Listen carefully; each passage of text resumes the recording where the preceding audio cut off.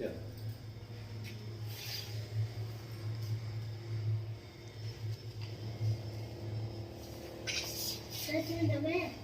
में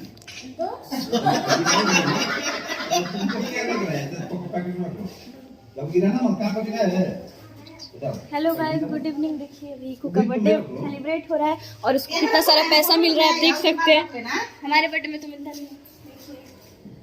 अभी पैसा पॉकेट में गया और ये केक कट होगा अभी थोड़ी देर बाद, क्योंकि अभी फोटो शूट हो रहा है सबका फोटो। और ये देखिए कितनी सुंदर वीडियो है, ये बहुत सुंदर, ये मेरी फ्रेंड है।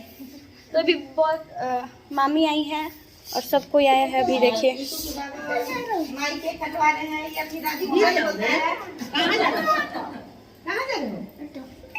तो बर्थडे बॉय कहीं गया, पैसा रखेगा।